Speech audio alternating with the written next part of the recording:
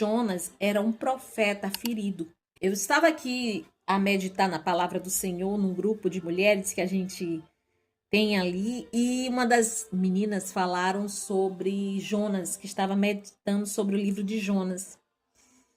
E eu estava a refletir com o Senhor. Ele era um homem chamado para evangelizar, ele era um profeta ligado à obra de Deus.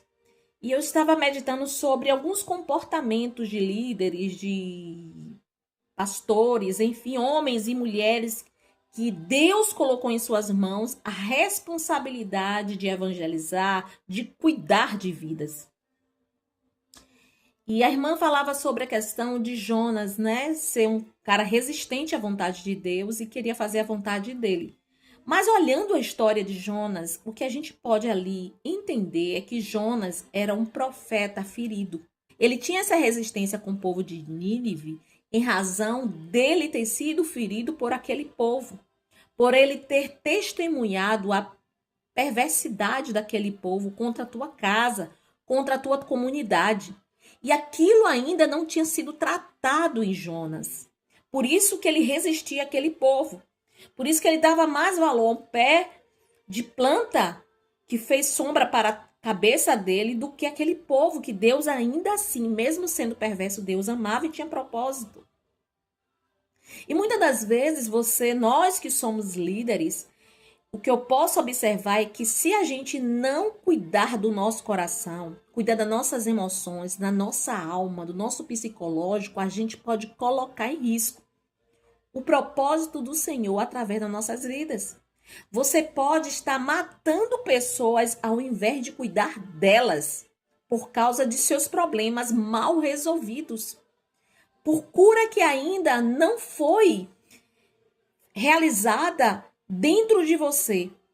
Jonas, ele tinha uma resistência com aquele povo, por quê? Porque o subconsciente dele havia registrado a perversidade daquele povo, então ele tinha uma resistência, e a própria psicologia explica que aquilo que você mais resiste, na verdade, é uma fonte de desejo em você, no seu subconsciente.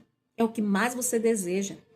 Acredito que ele desejava sim a morte, o extermínio daquele povo. É por isso que ele agia daquela forma. Então, eu e você, nós precisamos estar atentos diariamente a nos examinar, a pedir a Deus o coração humilde, curado do Senhor.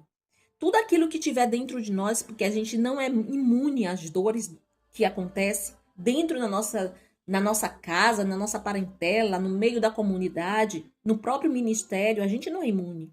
Nós somos seres humanos.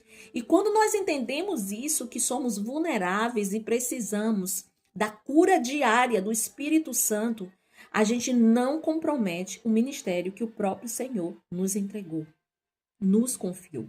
Por isso você que é líder, não é vergonha dizer eu preciso de ajuda. Não é vergonha. Quantas pessoas, pastores, têm se suicidado? Porque muitas das vezes fica em silêncio, ocultando o que está lhe acontecendo. Por quê? Porque pensa no ministério. E isso é vaidade, isso é orgulho. Mas o que custa nós procurarmos amigos, pessoas que a gente possa contar? A gente procurar em Deus uma cura. Terapias, por que não? Somos seres humanos. Temos tendência ao mal. Então, quando nós guardamos o nosso coração, nós estamos sendo prudentes para que amanhã, depois, a gente não venha se arrepender e não ter combatido o bom combate e guardado a nossa fé. Pense nisso. Deus te abençoe.